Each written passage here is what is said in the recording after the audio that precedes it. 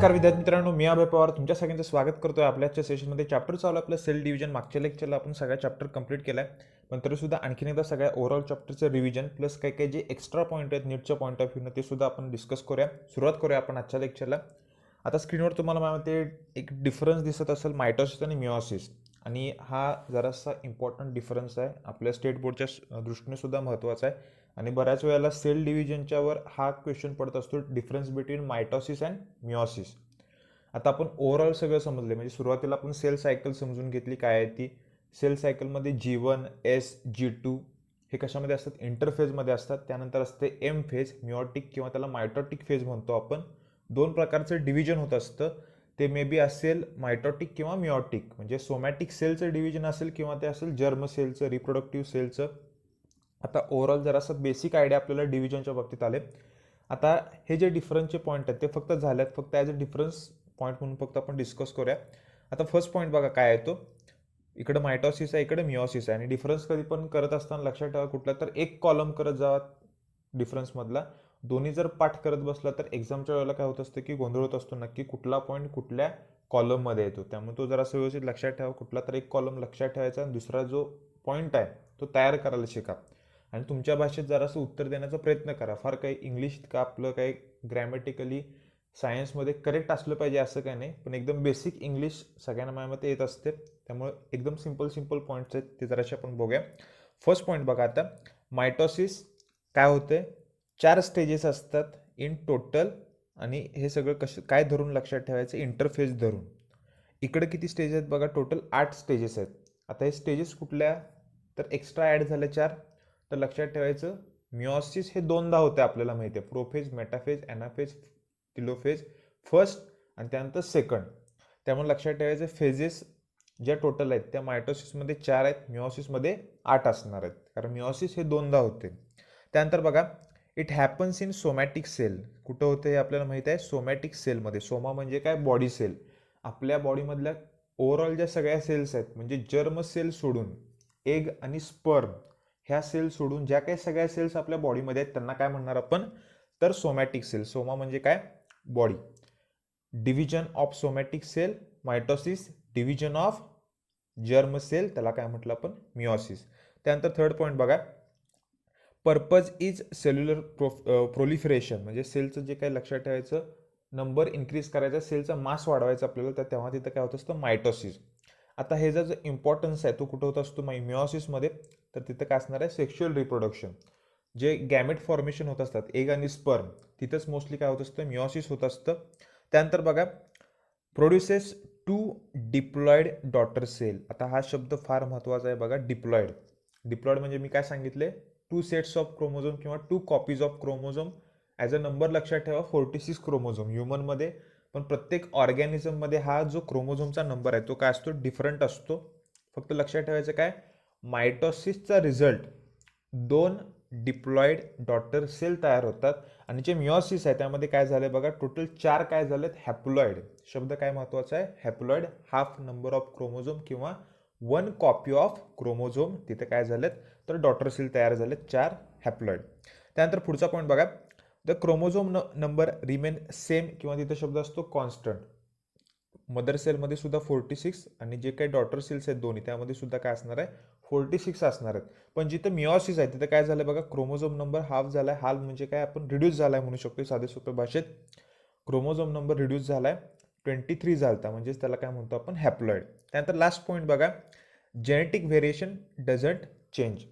आता इथं crossing over होत नाही. सगळ्यात महत्त्वाचं, मायटोसिसमध्ये क्रॉसिंग ओव्हर होत नाही, फक्त काय होते, सेपरेशन होते क्रोमोझोमचं. त्यामुळे तिथं कुठल्याही प्रकारचं व्हेरिएशन आपल्याला दिसून येत नाही. पण व्हेरिएशन आपल्याला कुठं दिसून येते, मिओसिसमध्ये. का, कारण तिथं क्रॉसिंग ओव्हर होतंय, होमोलोगस क्रोमोझोम असतात, आहे आपण सगळं बघितले ॲक्च्युअल सगळी प्रोसेस. आता इथं सेम पॉईंट कुठला आहे बघा, हा झाला डिफरन्सचे, हे झाले पॉईंट. दोन्हीमध्ये सेम काय बघा, produces new cell similar basic steps आहेत, start with a single parent cell. ह्या काय झाल्या, सिमिलर पॉईंट्स आहेत मायटोसिस आणि मिओसिसमधले. पण मोस्टली तुम्हाला डिफरन्स विचारतात, डिफरन्स बिटवीन मायटोसिस आणि मिओसिस, त्यामुळे ते जरा व्यवस्थित लक्षात ठेवा. आणि हॅप्लॉइड डिप्लॉइड हे तुम्हाला समजलंच पाहिजे चांगलं, कारण बऱ्याच वेळेला हॅप्लॉइड डिप्लॉइड शब्द जात असतो पण त्याचं मिनिंग समजत नाही, आपण फक्त पाठ करत असतो 2n आणि n. Half number of chromosome haploid किंवा 1 कॉपी ऑफ क्रोमोझोम म्हणजेच haploid, 2 sets of chromosome, 2 copy of chromosome म्हणजेच काय झालं डिप्लॉइड. त्यानंतर बघा आणखीन एक जो महत्त्वाचा डिफरन्स आहे आपल्या बुकमध्ये, तो सगळ्यात महत्त्वाचं काय, प्लांटचं आणि ॲनिमल सेलचं डिव्हिजन. आता बेसिक आपल्याला आयडिया माहिती आहे दोन्हीच्या डिव्हिजनमध्ये काय फरक असतो. जराशी पॉईंट आपण डिस्कस करूया. पहिला पॉईंट बघा, प्लांट सेल सगळ्यात महत्त्वाचा बघा, plant cell form the cell plate, किंवा तुम्हाला असं स्पेसिफिक विचारतात इन सेल डिव्हिजन काय, तर cell plate formation occurs in, तर तिथं लक्षात ठेवा आन्सर काय असणार आहे, प्लांट सेल. ॲनिमल सेलमध्ये कुठल्याही प्रकारचं सेल प्लेट फॉर्मेशन होत नाही. तिथं काय दिसतो आपल्याला, क्लिवेज फरो दिसतो, म्हणजे सेल असतो, त्यानंतर इथे साईडला कॉन्स्ट्रिक्शन होत असतात आणि त्याच्या थ्रू काय होत असतं, तर सेलचं डिव्हिजन, 2 डॉटर सेल तयार होत असतात सायटोकायनेसिसच्या वेळेला. त्यामुळे ते जरा असं माहीत पाहिजे. सेल प्लेट फॉर्मेशन, सेंटरला काय होते, अशी प्लेट तयार होत असते आणि ती काय करत असते, अशी वाढत असते फ्रॉम इनसाइड टू आउटसाइड. ते आपण पुढे बघणारच आहेत कुठले कुठले पॉईंट आहेत ते. पण सेल प्लेट फॉर्मेशन म्हटले की डोक्यात आलं पाहिजे प्लांट सेल. त्यानंतर बघा, plant cell do not change the shape, शक्यतो शेप चेंज करत नाही, शेप आपल्याला माहिती आहे कसा असतो तो. त्यानंतर ॲनिमल सेलमध्ये बघा कसं आहे, राऊंड शेप आहे. बेसिक आहे, सगळे पॉईंट आहेत. महत्त्वाचं सेल प्लेट ते क्लिवेज फॉर लक्षात ठेवा. Cell division induced by cytokinin. आता सायटोकायनिन्स काय लक्षात ठेवायचं, एक प्रकारचं हार्मोन आहे जे इंड्यूस करत असतं, पुढं आपण बघणारच आहे, जे इंड्यूस करत असतं किंवा स्टिम्युलेट करत असतं, स्टार्ट करत असतं काय, तर सेल डिव्हिजन. त्यानंतर no hormone for the induction of the division is found. Animal सेलमध्ये कुठल्याही प्रकारचे शक्यतो तशा पद्धतीचे हार्मोन दिसत नाहीत जे सेल डिव्हिजन प्रोसेस काय करतील, इंड्यूस करतील. प्लांट्समध्ये सायटोकायनिन आहे बघा. प्लांट सेल लॅक सेंट्रोझोम, सगळ्यात महत्त्वाचा पॉईंट आहे, नोट डाऊन करून घ्या व्यवस्थित. प्लांट सेलमध्ये सेंट्रोझोम्स किंवा सेंट्रिओल्स, आता दोन्हीतला मी डिफरन्स सांगतो काय आहे तो. आपण जे सेल बघितलेत बघा असे काय, तर तिथं साईडला आपल्याला कोपऱ्यात असे काय तर 2 पोलला काय तर दिसत होतं स्ट्रक्चर. आता हे असे काय असतात, सिंगल असेल तर त्याला म्हणायचं सेंट्रिओल, आणि हे राईट अँगल असतात एकमेकांना माहिती आहे आपल्याला, आणि 2 असतील तर त्याला एकत्रित काय म्हणतो आपण, सेंट्रोझोम. एक सिंगल असेल तर सेंट्रिओल, एकत्रित असतील तर त्याला सेंट्रोझोम म्हणायचं, फार काही अवघड नाही. आता बघा पॉईंट, सेंट्रोझोम हे अब्सेंट आहेत, लॅक्स म्हणण्यापेक्षा तिथं अब्सेंट म्हटलं तरी चालते. प्लांटमध्ये अब्सेंट आहेत, ॲनिमलमध्ये काय आहेत, प्रेझेंट आहेत. इतकाच फक्त काय तो फरक आहे. त्यानंतर बघा, द स्पिंडल इज अन अनॲस्ट्रल. आता एक जरासा नवीन एक शब्द आहे बघा, स्पिंडल इज अनॲस्ट्रल, आणि इथं काय बघा, द स्पिंडल इज ॲम्फिॲस्ट्रल. आता मी दोन्हीचं जरासं मिनिंग सांगतोय बघा. जे आपण पोल बघितलेले दोन्ही साईडला असे स्पिंडल फायबर येत होते बघा, त्यापासून स्पिंडल फायबर हे दोन्हीमध्ये पण तयार होतात. मी काय सांगतो व्यवस्थित समजून घ्या. ॲनिमल सेल आणि प्लांट सेल दोन्हीमध्ये पण काय होतात की अशा पद्धतीचे स्पिंडल फायबर हे तयार होत असतात. पण जे प्लांट सेल्स आहेत त्याच्यामध्ये आपल्याला ॲस्ट्रल फॉर्मेशन दिसत नाही. आता एकत्रित त्याला ॲस्ट्रल ॲपॅरेटस म्हणतो, आणि ॲस्ट्रलचं मिनिंग आहे स्टार शेप. ॲस्ट्रलचं मिनिंग काय आहे, स्टार शेप. सपोज इथं सेंट्रिओल आहे, सेंट्रिओलच्या साईडला असं आपल्याला काय तर दिसत असते बघा, सेंट्रोझोमच्या साईडला असं काहीतरी दिसत असते स्ट्रक्चर, त्याला म्हणायचं ॲस्ट्रल रेज. परत एकदा बघा, पुस्तकात सुद्धा आपल्या डायग्राम आहेत चांगली. सेंट्रिओलला बाहेर असं काहीतरी एक स्टार शेप असं स्ट्रक्चर दिसत असते बघा, त्याला काय म्हणायचं, तर ॲस्ट्रल रेज. आता ह्या ज्या ॲस्ट्रल रेज आहेत, हे जे मी रेड कलरमध्ये साईडला काढले बघा सेंट्रोझोमच्या, ते अब्सेंट असतात प्लांटमध्ये. ते काय असतात, अब्सेंट असतात प्लांटमध्ये असतात, म्हणून त्याला काय म्हणायचं, अनॲस्ट्रल. म्हणून त्याला काय म्हणणार आपण, अनॲस्ट्रल स्पिंडल. तिथं नुसते स्पिंडल आहेत बघा, अशा पद्धतीचे काय दिसणार आहेत, नुसते स्पिंडल दिसणार आहेत. साईडला अशा पद्धतीचे ॲस्ट्रल रेज हे अब्सेंट असणार आहेत प्लांटमध्ये, म्हणून त्याला म्हणायचं अनॲस्ट्रल. आणि जे ॲनिमल सेल आहेत त्यामध्ये हे दोन्ही पण दिसून येतात, बोथ. ॲम्फी कधी शब्द वापरतो आपण, बोथ असतील तर. म्हणजे आता ॲम्फिबिया आपल्याला शब्द गेला आहे बघा, क्लास ॲम्फिबिया, जे जमिनीवर पण जगतात, पाण्यावर पण, पाण्यात पण काय करू शकतात, जगू शकतात. हॅबिटेट दोन्हीकडे असतं, टेरिस्ट्रियल पण आणि ॲक्वॅटिक पण. त्याला आपण ॲम्फिबियन्स म्हणत असतो. फ्रॉग एक त्याचं एक्झाम्पल आहे. बरेच काही आपण आता ॲनिमल किंगडममध्ये सुद्धा बघणार आहे. इथं माझ्यामध्ये आता जर असं समजलं असेल, ॲम्फिॲस्ट्रल म्हणजे हे रेड कलरवाले पण आहेत आणि हे असे येलो कलरचे स्पिंडल सुद्धा काय आहेत, प्रेझेंट आहेत. स्टारशेप ॲस्ट्रल पण आहेत आणि स्पिंडल पण आहेत. त्यामुळे त्याला म्हणायचं ॲम्फी ॲस्ट्रल. आणि ॲनिमलमध्ये प्लांटमध्ये काय ॲब्सेंट आहेत ॲस्ट्रल रेज, नुसते तिथं काय दिसतात आपल्याला असे स्पिंडल फायबर दिसतात, म्हणून त्याला म्हणायचं काय अनॲस्ट्रल. ते जरा व्यवस्थित लक्षात ठेवा, इम्पॉर्टंट पॉईंट आहे सेंट्रोझोमचा आणि ॲस्ट्रल अनॲस्ट्रलचा. त्यानंतर बघा mid body formation is not identified. Mid body forms during cytokinesis. आता सायटोकायनेसिसच्या प्रोसेसच्या वेळेला ॲनिमल सेलमध्ये काय होत असते की मिड बॉडी तयार होत असते. मिड बॉडी म्हणजे काय, जेव्हा सेल अशी डिवाइड होत असते त्यामध्ये सेंटरला इथं एक अशा पद्धतीची काय होते, एक प्रकारची बॉडी तयार होते, त्याला मिड बॉडी म्हणतो आपण. पण तेवढे इन डिटेल तुम्हाला सध्या आत्ता नाही आहे, त्यामुळं बेसिक फक्त सेंट्रोझोमचा ॲस्ट्रल ॲम्फिॲस्ट्रलचा पॉईंट लक्षात ठेवला तरी पुरेसा आहे. ते झाल्यावर बघा पुढचा point, microfilaments are not involve in the division. Microfilaments हे डिव्हिजनमध्ये इन्व्हॉल्व नाही आहेत. जे आपल्याला स्केलेटनमध्ये आपण बघितले बघा, सायटोस्केलेटनमध्ये आपल्याला शब्द गेला सेल स्ट्रक्चर अँड ऑर्गनायझेशनमध्ये, तिथं आपल्याला मायक्रोफिलामेंट गेला आहे. त्यानंतर बघा रॉड शेप स्ट्रक्चर असतं त्याचं आणि सायटोप्लाझममध्ये प्रेझेंट असतात. Microfilaments are involve in the cytokinesis. कुणामध्ये, ॲनिमल सेलमध्ये. Cell plate occur centrifugally, cleavage occur centripetally. आता हे सेंट्रीफ्युगल किंवा सेंट्रीपेटल जर तुम्हाला समजत नसेल तर तुम्ही साधे सोपे भाषेत सुद्धा करू शकताय. की आपल्याला बेसिक माहिती आहे की काय, की जर आपण कन्सिडर केला की हा सेल आहे, सेलमधून सेल प्लेटच्या वेळेला कसं होत असतं की सेल प्लेट तयार होते, पहिला सेंटरला काय होते, अशी सेल प्लेट काय होत असते, तयार होत असते. आणि सेल प्लेट काय होत असते ते फ्रॉम इनसाइड टू आउटसाइड, म्हणजे डिव्हिजन कसं होते, फ्रॉम इनसाइड टू आउटसाइड, म्हणून त्याला काय म्हणतो आपण सेंट्रीफ्युगल. सेंट्रीफ्युगल म्हणजे from central region to peripheral region. Outside म्हणजेच काय, पेरिफेरल म्हणतो. From inside to outside division होते, म्हणून त्याला म्हणायचं सेंट्रीफ्युगल. आणि जर फ्रॉम आउटसाइड टू इनसाइड होत असेल तर त्याला काय म्हणतो आपण सेंट्रीपेटल. तर असं व्यवस्थित लक्ष द्या, कारण ॲनिमल सेलमध्ये आपल्याला माहिती आहे साईडला काय होत असतात, असे फरो तयार होत असतात आणि मग काय होत असतो, सेल काय होत असतो, डिवाइड होत असतो, दोन डॉटर सेल तयार होत असतात. हे बेसिक आहे बघा. साईड सेंट्रीफ्युगली किंवा सेंट्रीपेटली लक्षात राहत नसेल तर काय लक्षात ठेवायचं, cell division occurs from inside to outside in plant cell, from outside to inside in animal cell. एकदम सिंपल आहे प्रोसेस. त्यानंतर बघा पुढचा point, mitotic cell division is found in meristem. आता मेरिस्टेम्स आहेत आपल्याला माहिती आहे, कंटिन्युअसली डिवाइडिंग सेल्स असतात. कशामध्ये आपण बघितले, मॉर्फॉलॉजी ऑफ फ्लॉवरिंग प्लांट्समध्ये. ते व्यवस्थित लक्षात ठेवा, प्लांट्समधल्या सेल्स असतात.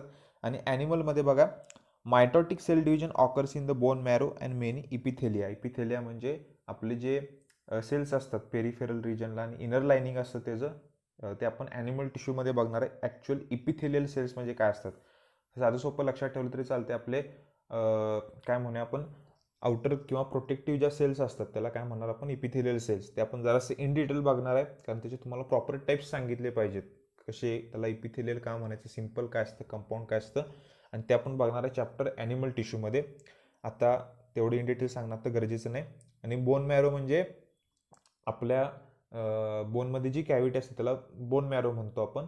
आणि शक्यतो ज्या काही सेल्स असतात, ब्लड सेल्स असतात, आपलं जे थाय बोन असतं, म्हणजे थाय बोन असं स्पेसिफिक नाही पण मेजर तेच लक्षात ठेवा. मांडीमधलं जे हाड असतं त्यामध्ये जी कॅव्हिटी असते त्यामध्ये काय होत असतात, स्पेसिफिक असा रेड बोन मॅरो असतो, तिथं आपल्या ब्लड सेल म्हणजे RBC WBC या सगळ्या तयार होत असतात. ते आपण सगळे इन डिटेल बघणार आहे 12वीच्या चॅप्टरमध्ये. त्यामुळं बोन मॅरो म्हणजे बोनमध्ये दोन प्रकारचे असतात, रेड आणि येलो बोन मॅरो. आणि हे जे स्ट्रक्चर आहे म्हणजे कशाचं, तर बोनचं आणि कार्टिलेजचं, ते सुद्धा आपण ॲनिमल टिश्यूमध्ये बघणार आहे. त्यानंतर बघा, gametes are not produced directly, gametes are produced directly. हा डिफरन्स आहे प्लांट्स आणि ॲनिमलमधला. आता यातले महत्त्वाचे डिफरन्स कुठले कुठले आहेत बघा. एक म्हणजे सेल प्लेट फॉर्मेशनचा, महत्त्वाचे मी डिफरन्स सांगतोय बघा, सेल प्लेट फॉर्मेशनचा. त्यानंतर हा एक डिफरन्स महत्त्वाचा आहे. त्याच्या अगोदर जी मागची स्लाईड होती बघा, त्यामध्ये बघा की ॲस्ट्रल अनॲस्ट्रलचा एक डिफरन्स महत्त्वाचा आहे, सेंट्रोझोमचा एक महत्त्वाचा डिफरन्स आहे. आणि त्यानंतर सगळ्यात महत्त्वाचं काय बघा, इथं सेल प्लेटचा आणि पहिले हे दोन डिफरन्स, म्हणजे ठराविक तेवढे डिफरन्स व्यवस्थित समजून घ्या, लक्षात ठेवा व्यवस्थित. आणि डिफरन्स पॉईंट ऑफ व्ह्यूनं जरासं आपल्याला कंपॅरिझन करून काही काही पॉईंट्स लवकर क्लिअर होतात, त्यामुळे ते जरासं व्यवस्थित समजून घ्या. त्यानंतर आणखीन एक जो डिफरन्स आहे आपल्याला तो आहे meiosis first and meiosis second.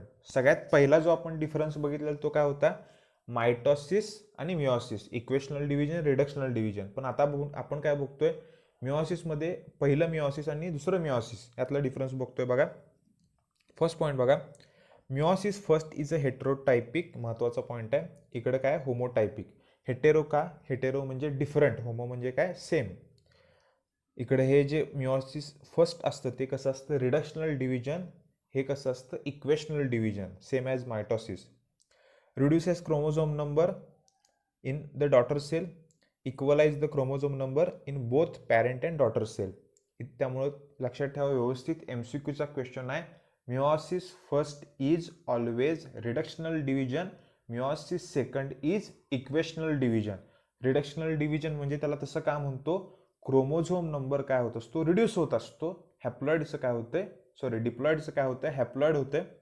हे सिंपल लक्षात ठेवा. मिओसिस सेकंडमध्ये काय होतंय, क्रोमोझोम नंबर मेंटेन केला असतो, कॉन्स्टंट असतो.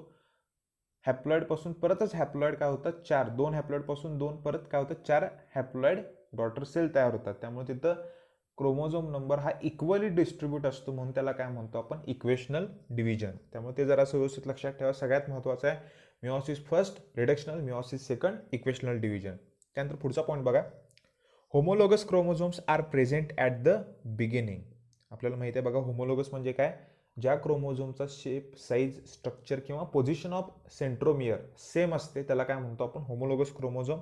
त्यानंतर बघा, individual bivalent chromosomes are present at the beginning of phase. At the beginning म्हणूया आपण. Prophase first, metaphase first, anaphase first, telophase first are the 4 phases. इकडे काय असणार आहेत, सगळ्या सेकंड असणार आहेत. पण इथे एक महत्त्वाचं आहे बघा डिफरन्स, मिओसिस फर्स्टमधलं जे प्रोफेज आहे ते परत आपण सब स्टेजेसमध्ये डिवाइड करत असतो. कुठल्या कुठल्या, सगळ्या स्टार्ट कशापासून करत असतो आपण, लेप्टोटीन, झायगोटीन, पॅकायटीन किंवा पॅचिटीन, त्यानंतर डिप्लोटीन आणि डायकायनेसिस. त्यामुळे तिथं जरासं व्यवस्थित लक्षात ठेवा. आणि तिथं जरासं करेक्शन करून घ्या की जे डिसजंक्शन आहे आणि डिसजंक्शन आहे ते ॲनाफेज फर्स्टमध्ये होत असते, ते बरोबर आहे. आणि ॲनाफेज सेकंडमध्ये सुद्धा होत असते काय, डिसजंक्शन. आता डिसजंक्शन आणि नॉन डिसजंक्शन तुम्हाला आता तेवढं इन डिटेल नाही आहे, पण डिसजंक्शन म्हणजे शॉर्टमध्ये मी सांगतो की क्रोमोझोम काय होत असतात, सेपरेट होत असतात. क्रोमोझोम काय होत असतात, सेपरेट होत असतात. आणि डिसजंक्शन जे ॲनाफेजमध्ये होते ते काय होते, तर होमोलोगस क्रोमोझोम काय होत असतात, एकमेकांपासून कम्प्लिटली काय होत असतात, सेपरेट होत असतात, दोन्ही पोलला काय होत असतात, जात असतात. म्हणून त्याला आपण डिसजंक्शन शब्द वापरतो. पण ते डिसजंक्शन आणि नॉन डिसजंक्शन आत्ता ते जरासं डिग्रीच्या लेवलचं आहे, पण तेवढं तुम्हाला इन डिटेल नाही आहे. आणि ते ॲनाफेजमध्ये होत असतं, ते जरासं करेक्शन करून घ्या. ॲनाफेज फर्स्ट आणि ॲनाफेज सेकंडमध्ये काय होतंय, डिसजंक्शन. पण ॲनाफेज सेकंडमध्ये कशाचं होते, सिस्टर क्रोमॅटिडचं.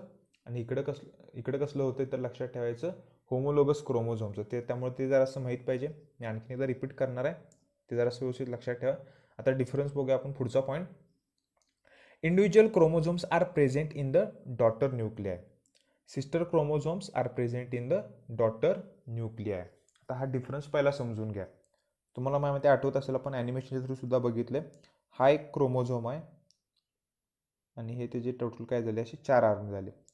त्यानंतर त्याचा होमोलोगस क्रोमोझोम काय झाला, असा तिथं अटॅच झाला, त्याचं सिनॅप्सिस झालं म्हणून आपण झायगोटीनमध्ये.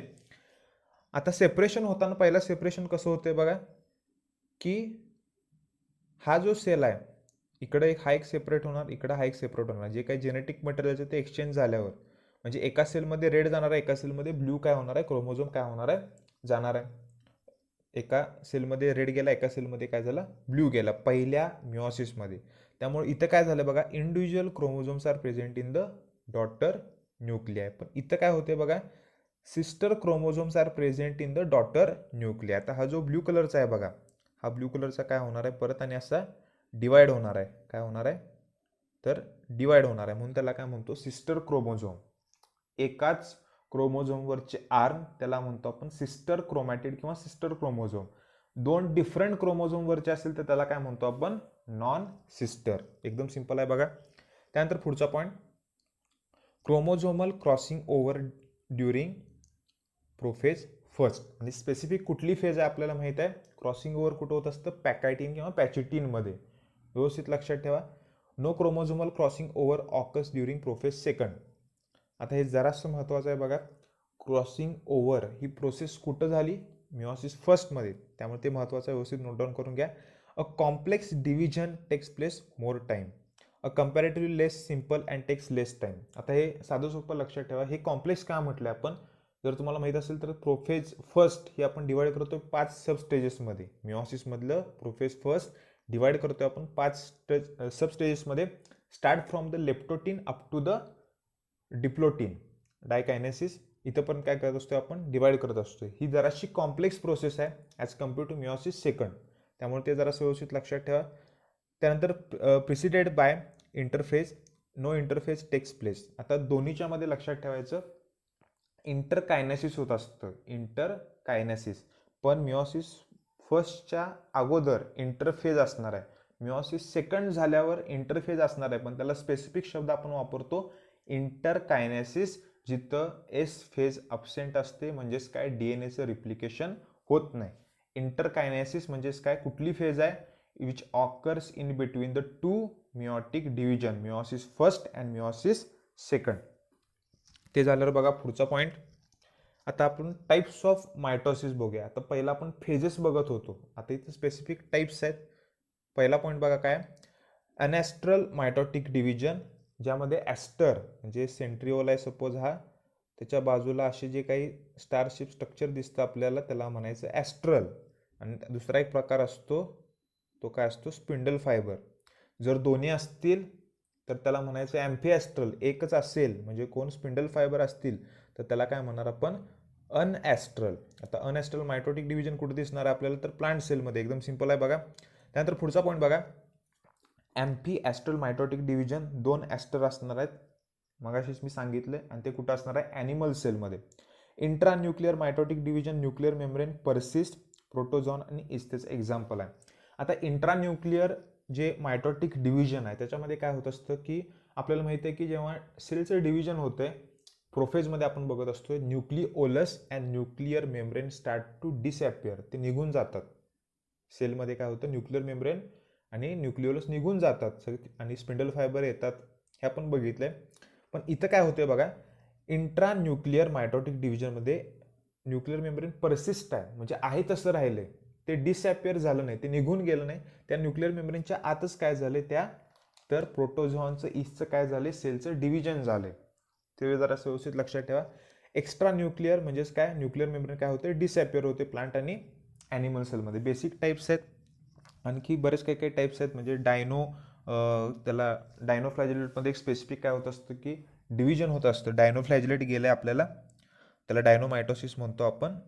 आणि ते डायनोफ्लॅजिलेट म्हणजे काय, 2 फ्लॅजेला असलेले ऑर्गॅनिझम्स आपल्याला गेले कशामध्ये, तर सिस्टिमॅटिक्समध्ये. त्यानंतर बघा control of mitosis, control of mitosis. आता कंट्रोल ऑफ मायटोसिसमध्ये बघा 3 प्रकारे त्याच्यावर मायटोसिसचं कंट्रोल होत असतं. म्हणजे मायटोसिस कधी होणार आहे किंवा स्टिम्युलेट होणार आहे ते लक्षात ठेवायचं. फर्स्ट बघा, cell surface area to volume ratio. आता हे जर असं आपण समजून घेऊया.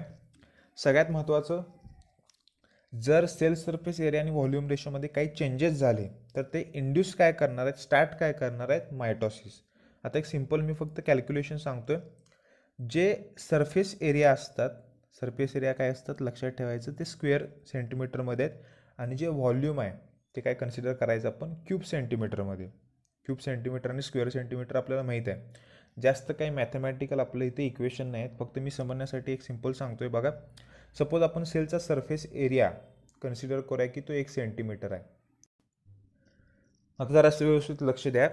सरफेस एरिया आपण काय कन्सिडर केला आहे की 1 सेंटीमीटर कन्सिडर केला आहे. आणि व्हॉल्यूम आता 1 सेंटीमीटर कन्सिडर केला आहे, म्हणजे इंटू काय करणार आपण, मल्टिप्लाय करणार 1 सेंटीमीटर, कारण काय त्याचा रिझल्ट काय येणार आहे, एकच येणार आहे. पण इथे शब्द काय वापरणार आपण, सेंटीमीटर स्क्वेअर, स्क्वेअर सेंटीमीटर. त्यानंतर जे व्हॉल्यूम आहे बघा, ते काय असतं, क्यूबमध्ये असतं, क्यूब सेंटीमीटरमध्ये असतं. मग तिथं काय करणार, 1 इंटू 1 इंटू 1. क्यूब काढताना आपण असंच करत असतो. काय असणार आहे, 1 सेंटीमीटर क्युबिक किंवा क्युबिक सेंटीमीटर म्हणतो आपण त्याला. आता इथं काय झालं बघा की सुरुवातीला काय, दोन्ही पण ठिकाणी काय लक्षात ठेवायचं, व्हॅल्यू सेम आहे. 1 centimetre square 1 centimetre cube, area आणि व्हॉल्यूम. सपोज आपण कन्सिडर करूया आणखीन काय झाला, एरिया काय झाला, वाढला. एरिया झाला 2 सेंटीमीटर. मग 2 इंटू 2 किती होणार आहे, जर आपलं स्क्वेअर सेंटीमीटर काढायचं असेल तर एरिया किती होणार आहे, तर तो 4 सेंटीमीटर स्क्वेअर किंवा स्क्वेअर सेंटीमीटर. पण जर आपण व्हॉल्यूम जर आपल्याला रेशो काढायचा असेल तर आपण काय करणार, मल्टिप्लाय किती वेळा करणार आहे, 3 वेळा मल्टिप्लाय करणार. आन्सर काय येणार आहे त्याचं, तर बेदोनी 4 4 दुनी 8. ह्याचं काय झालं 8 क्युबिक सेंटीमीटर किंवा सेंटीमीटर क्यूब. आता इथं 4 व्हॅल्यू आहे, इथं 8 आहे. पहिला काय होतं बघा, इथं 1 होती, इथं 1 होती, व्हॅल्यू सेम होती. म्हणजे काय होतंय, जर सरफेस एरिया आणि व्हॉल्यूमच्या रेशोमध्ये जर चेंज झाला, इथं रेशो काय आहे 1:1 आहे बघा, इथं रेशो काय आहे सुरुवातीला 1:1 आहे, पण इथं रेशो किती आहे बघा, सगळं ओव्हरऑल जर आपण कॅल्क्युलेशन केलं रेशो किती होणार आहे 1:2 इथं रेशो येणार आहे. मग दोन्हीतला डिफरन्स काय सांगतोय आपल्याला, जर सेलच्या सरफेस एरिया आणि व्हॉल्यूमच्या रेशोमध्ये जर काही चेंजेस झाले तर ते इंड्यूस काय करणार आहे, स्टार्ट काय करणार आहे, सुरुवात कशाची होणार आहे, तर सेलच्या मायटोसिसची, सेलच्या डिव्हिजनची म्हणूया आपण. सरफेस एरिया आणि व्हॉल्यूम रेशो मी आणखीन एकदा समजून सांगतोय, आणि हे कॅल्क्युलेशन करा वगैरे असलं तुम्हाला काय येणार नाही, हे फक्त समजण्यासाठी, म्हणजे सरफेस एरिया आणि व्हॉल्यूम रेशो काय असतो ते. पहिल्यांदा काय सांगितलं बघा मी, की एक कन्सिडर करा की एक सेलचा काय आहे एरिया 1 सेंटीमीटर आहे आणि एरिया असतो स्क्वेअर सेंटीमीटरमध्ये. एवढं बेसिक आपल्याला माहीत आहे. तो काढण्यासाठी आपण मल्टिप्लाय करणार, एक एक एक असतं आपल्याला माहिती आहे सेंटीमीटर स्क्वेअर. त्यानंतर बघा दुसरी कंडिशन कन्सिडर केली आपण व्हॉल्यूमची, त्यामध्ये क्युबिक सेंटीमीटर आहे म्हणून आपण 3 वेळा काय केला, 2 वेळा गुणाकार केला, 1 1 1 1 1, तिथं काय झालं 1 क्युबिक सेंटीमीटर. आता ही व्हॅल्यू आणि ही व्हॅल्यू काय आहे, म्हणजे एरियाची आणि व्हॉल्यूमची काय व्हॅल्यू सेम आहे, रेशो काय आला 1:1. आणि जर सपोज जर त्या एरियामध्ये काय ते चेंजेस झाले, व्हॉल्यूममध्ये काय चेंजेस झाले तर काय होते बघा, एरिया आता आपण कन्सिडर केला आहे 2 सेंटीमीटर, मग आन्सर काय येणार त्याचं 4 स्क्वेअर सेंटीमीटर, हे झालं त्याचं आन्सर झालं. त्यानंतर त्याचा व्हॉल्यूमचा रेशो किती आहे, व्हॉल्यूम किती येणार आहे, तर आपण क्युबिक काढत असतोय, ते किती झालं 8 क्युबिक सेंटीमीटर. ओव्हरऑल रेशो जर आपण बघितलं तर तो काय झाला 1:2. मग जर सरफेस एरिया आणि व्हॉल्यूमच्या रेशोमध्ये जर चेंजेस झाले तर तिथं सुरुवात कशाची होणार आहे, मायटोसिसची. मग हे अशा पद्धतीने कंट्रोल करत असतात मायटोसिसचं. त्यानंतर बघा न्यूक्लिओ सायटोप्लाझ्मिक रेशो, न्यूक्लियस आणि सायटोप्लाझमचा रेशो सुद्धा काय करत असतो तिथं अफेक्ट करत असतो त्या प्रोसेसवर. त्यानंतर बघा मायटोजेन्स, आता सगळ्यात महत्त्वाचा पॉईंट आहे बघा थर्ड, जो मायटोसिस कंट्रोल करत असतो. आणि हे जे दोन महत्त्वाचे आहेत सायक्लिन आणि सायटोकायनिन, हे जरासं व्यवस्थित लक्षात ठेवा. हा बऱ्याच वेळेला हे पडतात, हार्मोन्स आहेत, फायटो हार्मोन्स आहेत, ते जरासं व्यवस्थित लक्षात ठेवा. आणि त्याला मायटोजेन्स का म्हणायचं, कारण ते असे सबस्टन्स आहेत, असे काही काही केमिकल्स आहेत, असे काही काही हार्मोन्स आहेत की जे इंड्यूस करत असतात मायटोसिस, इंड्यूस काय करत असतात मायटोसिस. त्यामुळे सायक्लिन आणि सायटोकायनिन हे नोट डाऊन करून घ्या, बऱ्याच वेळेला क्वेश्चन पडला नीटला. हे काय मायटोजेन्स आहेत, इंड्यूस करत असतात सेलचं डिव्हिजन. त्यानंतर इथं जिब्रलिन एक आहे, तुम्हाला कुठेतरी गेला असेल माझ्यामध्ये, ते प्लांटमधलं हार्मोन असतं, फायटो हार्मोन म्हणतो आपण त्याला. एक चॅप्टर आहे 12वीचं, त्यामध्ये आपण बघणारच आहे इन डिटेल त्याचं काय कॅरेक्टर्स असतात, त्याचे काय फीचर्स असतात ते. इन्सुलिन आपल्याला माहितीच आहे एक प्रकारचा हार्मोन आहे, ब्लड शुगर ते काय करत असतं लोअर करत असतं. पण इथं काय आपण ॲज अ मायटोजन इथं कन्सिडर करतोय. त्यानंतर हायर टेम्परेचर, असे बरेच काही काही काय आहेत फॅक्टर्स रिस्पॉन्सिबल असतात कशासाठी, सेलचं डिव्हिजन किंवा मायटोसिस इंड्यूस करण्यासाठी. पण सगळ्यात महत्त्वाचे दोन लक्षात ठेवा, सायक्लिन आणि सायटोकायनिन हे महत्त्वाचे आहेत. गिब्रलिन इन्सुलिन पडत असते, पण दोन जरा आत्तापर्यंत सगळ्यात जास्त ह्याच्यावरच क्वेश्चन पडला आहे, सायक्लिन आणि सायटोकायनिनवर. त्यामुळे ते जरासं महत्त्वाचं आहे, शब्द पटकन लक्षात राहत नाहीत, त्यामुळे मी सारखं सारखं सांगतोय. त्यानंतर बघा, आणि ते फक्त हार्मोन्स आहेत एवढंच फक्त लक्षात ठेवा. Some cells divide continuously, some do not divide, and still some divide occasionally only when needed to replace dead loss injured cell. आता इथं काय बघा, काही काही सेल्स आहेत हे कंटिन्युअसली डिवाइड होत असतात. त्याचं एक्झाम्पल आहे मेरिस्टमॅटिक सेल. आपल्याला माहिती आहे प्लांटमध्ये जे मेरिस्टमॅटिक सेल्स होते, मी मॉर्फोलॉजीमध्ये मी सांगितले बघा तुम्हाला, असे सेल जे सारखे कंटिन्युअसली काय करत असतात डिवाइड होत असतात, म्हणजे ते सायकलमध्येच सारखे फिरत असतात. त्या सेल सायकलमध्ये जीवन झालं की एस झालं की एम झालं की G2 झालं की एम झालं की परत G1 SG2, म्हणजे इंटरफेज मायटोटिक फेज या सायकलमध्ये सारखे काय करत असतात ते कंटिन्युअसली डिवाइड होत असतात. असे सेल झाले. त्यानंतर काही काही एकदाच डिवाइड होतात, काही काही ऑकेजनली डिवाइड होत असतात जेव्हा गरज असेल तेव्हा. म्हणजे गरज म्हणजे काय, जर एखादा सेल डेड झाला, इंज्युअर झाला किंवा तो लॉस झाला वेगवेगळ्या प्रोसेसच्या थ्रू किंवा इन्फेक्शन वगैरे जे काय झालं असेल, तर तेव्हा काय होत असतं, सेलचा साईज, सेल्स नंबर इन्क्रीज करण्यासाठी सेल परत काय करत असतात, डिवाइड होत असतात. आता हे आहे जरासं व्यवस्थित समजून घ्या पॉईंट, G0 फेजच्या रिलेटेड आहे. त्यामध्ये बघा आता second point, this cells exit from sorry the cell exit from G1 phase, exit from G1 phase and remain for a variable period in G0 phase. आता इथं काय होते बघा, जी ओव्हरऑल सेल सायकल आहे, इथं काय सांगितलंय, sale exit from G1 phase. आता मी जरासं पॉईंट जर थोडासा इन डिटेल सांगतोय, मागच्या एका लेक्चरमध्ये मी तुम्हाला सांगितलेलं, पण थोडंसं हे समजलं पाहिजे. आता दोन कंडिशन असणार आहेत. G1 मधून काय होत असतं की आपल्याला माहिती आहे एस फेजमध्ये जात असते कुठली पण सेल, आणि एस फेजमध्ये तिथे डीएनएचं काय होत असते, रिप्लिकेशन होत असते, क्रोमोझोमचा कंटेंट त्याने वाढत असतोय, हे आपल्याला बेसिक माहिती आहे. पण काय होत असतं कधी कधी, जर ती सेल प्रिपेअर झाली नसेल सेल डिव्हिजनच्या प्रोसेससाठी, म्हणजे एस फेजसाठी ती अजून तयार नसेल, पुढच्या फेजसाठी ती अजून प्रिपेअर झाली नसेल प्रॉपर, तर ती एका इनॲक्टिव्ह फेजमध्ये जात असते. ते झालं G0 फेज. हा एक पॉईंट झाला. त्यानंतर एक सेल कंप्लीट, जी त्याची सायकल आहे कंप्लीट करून आल्यावर, एम फेजमध्ये आल्यावर ती परत G1 मध्ये जात नाही. पहिली मी जी प्रोसेस सांगितली, दोन प्रकारच्या प्रोसेस व्यवस्थित समजून घ्या. जर एखाद्या सेलला एस फेजमध्ये जाण्यासाठी प्रॉपर न्यूट्रिएंट्स नसतील, प्रॉपर सगळे पोषक घटक नसतील म्हणून आपण, किंवा तशी कंडिशन नसेल की ते एस फेजमध्ये जाऊन डीएनएचं रिप्लिकेशन करू शकतील, तेव्हा अशा वेळेला काय होत असतात की G1 फेजमधली जी सेल आहे ती काय होत असते, सायकलमधून बाहेर पडत असते, थोडीशी काय होते, रेस्टिंग फेजमध्ये जात असते, आणि त्यानंतर सगळ्या जे काही न्यूट्रिशन वगैरे सगळे घटक आल्यावर ती परत G1 मध्ये जात असते आणि सगळी ओव्हरऑल सेल सायकल कंप्लीट करत असते. हा एक पार्ट झाला. सेकंड जो मी आत्ता पार्ट सांगतो तो काय बघा, एक सेल आहे कंप्लीट त्याची सेल सायकल, मायटोटिक सेलमध्ये जाऊन 2 सेल तयार झाल्या. आता आपल्याला माहिती आहे बॉडीमध्ये आपल्याला बऱ्याच प्रकारचे सेल्स असतात. आता आपल्या बॉडीचं एक्झाम्पल घेऊया आपण, RBC असतात, WBC असतात, स्किन सेल्स असतात, म्हणजे प्रत्येक पेशीचं काही ना काहीतरी एक प्रॉपर फंक्शन आहे. आणि हा जो मी पॉईंट सांगतो तो व्यवस्थित समजून घ्या. प्रत्येक सेलमध्ये आपल्या बॉडीच्या काही ना काहीतरी त्याला एक काम असते, विशिष्ट काम असते. एक ॲज अ एक्झाम्पल म्हणून घ्या की RBC, आपल्या बॉडीमध्ये जे लाल रक्तपेशी असतात त्या काय काम करत असतात, आपल्या बॉडीमध्ये जो ऑक्सिजन आहे, जो कार्बन डायऑक्साईड आहे, जो तयार होत असतो, त्याचं ट्रान्सपोर्ट करायला काय करत असतात, ते हेल्प करत असतात. ते ट्रान्सपोर्ट करायला काय करत असतात, हेल्प करत असतात RBC. त्यानंतर WBC, जर आपल्या बॉडीमध्ये एखादा कुठला तर पॅथोजन, एखादा व्हायरस, एखादा बॅक्टेरिया जर आपल्या बॉडीमध्ये एंटर केला, तर त्याला किल करायचं काम कोण करत असतात, WBC करत असतात, प्रोटेक्टिव्ह असतात फंक्शनमध्ये. त्यानंतर एक प्लेटलेट्स म्हणून एक प्रकार असतो, म्हणजे जर आपल्याला जखम झाली तर ते रक्त जे गोठण्याची प्रक्रिया असते तिथं मदत करणारे ब्लड प्लेटलेट्स असतात. म्हणजे काय होतं, हे सगळं कशासाठी सांगतोय मी, प्रत्येक सेलला काय आहे, एक प्रॉपर फंक्शन आहे. प्रत्येक सेलला काय एक प्रकारचं विशिष्ट असं काम दिलं, विशिष्ट असं फंक्शन आहे. मग जर सेल नुसते असे कंटिन्युअस सायकलमध्ये जर डिवाइड व्हायला लागले तर ते सेल फंक्शन कसे करणार.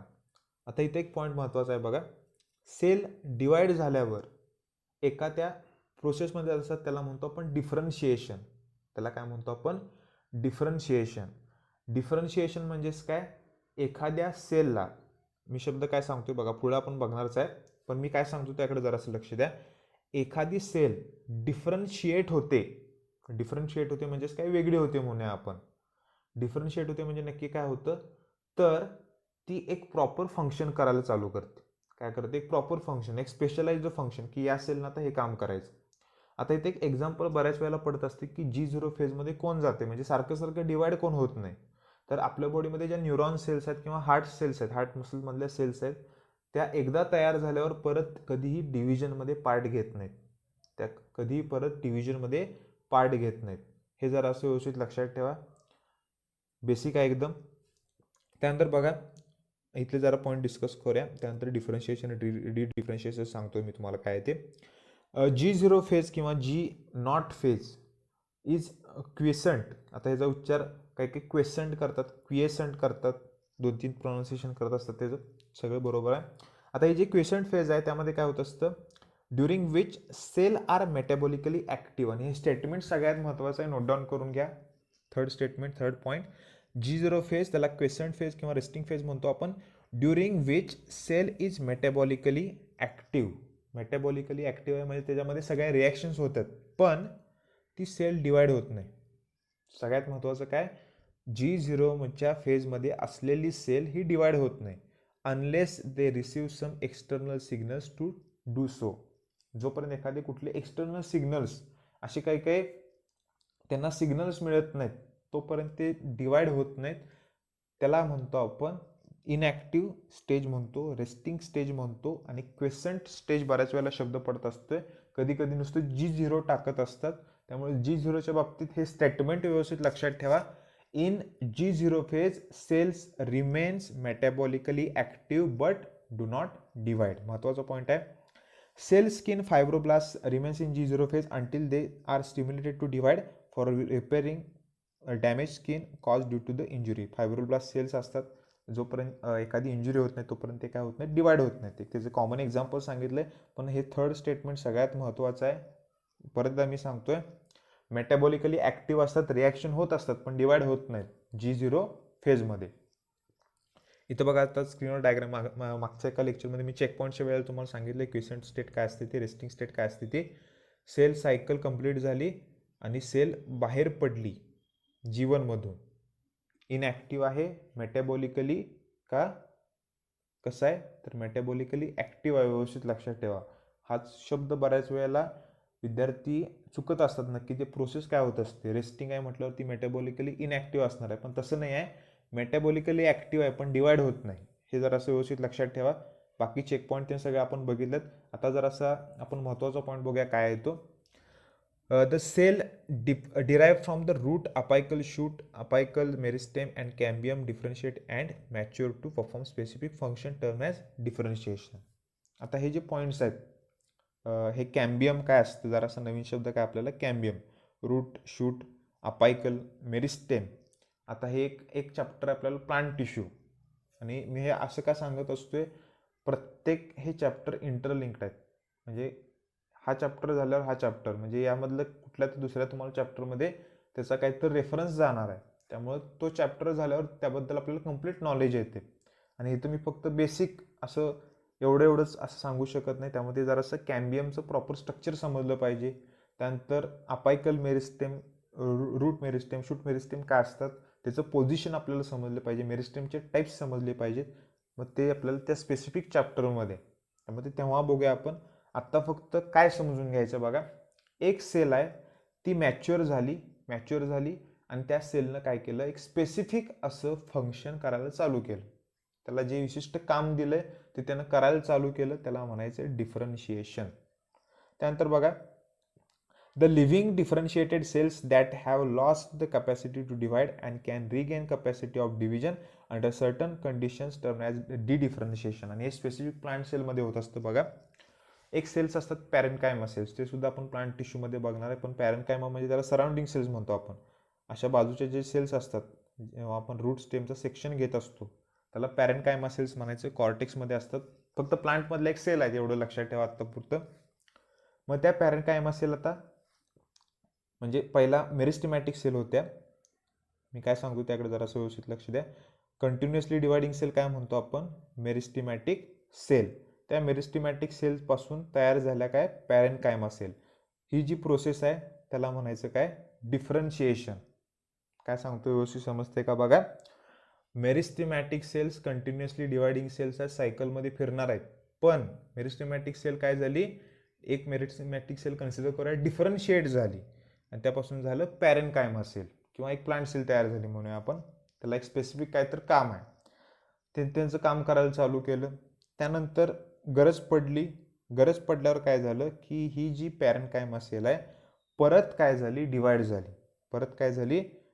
झाली. त्याला म्हणायचं काय, डी डिफरन्शिएशन. त्याला काय म्हणायचं, डी डिफरन्शिएशन.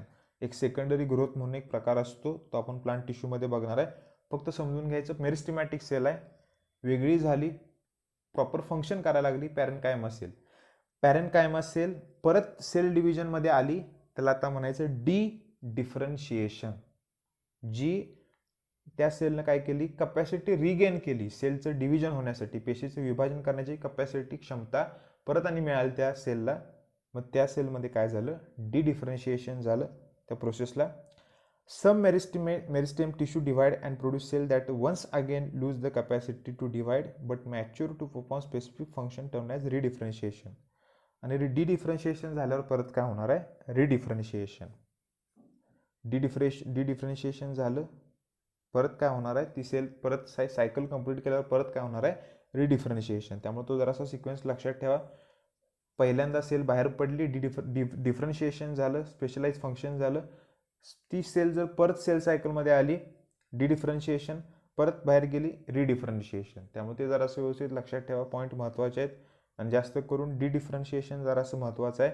जर एखाद्या सेलनं परत एकदा कपॅसिटी रिगेन केली सेल डिव्हिजन करण्याची, तर त्याला काय म्हणणार, डिडिफरन्शिएशन. त्यानंतर बघा आता मायटोटिक पॉइझन. आता लास्ट आपला हा पॉईंट आहे बघा, मायटोटिक पॉइझन. ते काय जरा शॉर्टमध्ये सांगतो मी.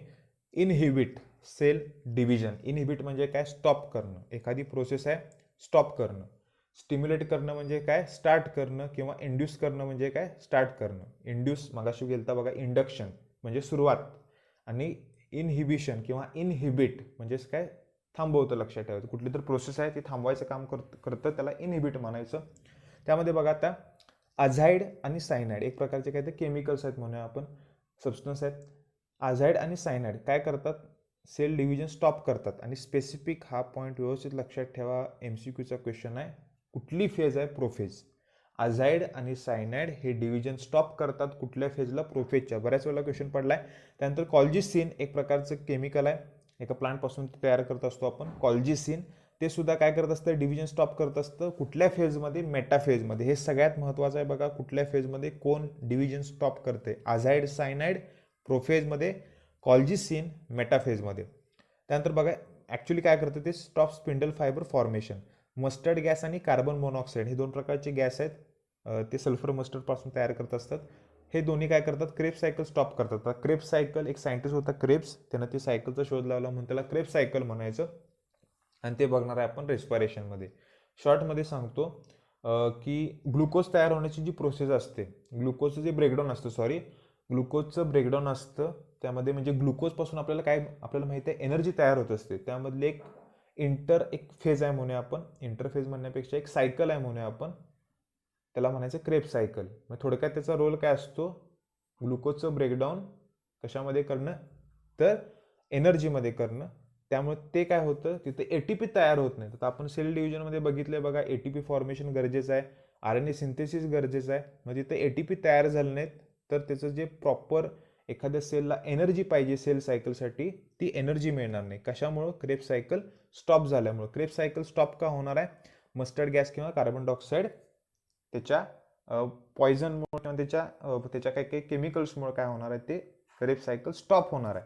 एकदम सिंपल प्रोसेस आहे बघा. आता जे काही आपण पॉईंट्स बघितलेत ते सगळे थोडेसे नीटच्या पॉईंट ऑफ व्ह्यूनं महत्त्वाचे आहेत, जे आपल्या स्टेट बोर्डच्या सिलेबसमध्ये मेन्शन केलं नाही आहेत. ते जरासे मी एक्स्ट्रा वाटले म्हणून आणि महत्त्वाचे आहेत म्हणून घेतलेत. ती जे काही पॉईंट्स सांगितले ते आणखी एकदा व्यवस्थित रिवाइज करा. सिंपल पॉईंट्स आहेत, फार काही अवघड नाहीत. आणि आजच्या पुरता आपण इथे थांबूया. पुन्हा भेटूया आपण पुढच्या लेक्चरमध्ये लवकरच.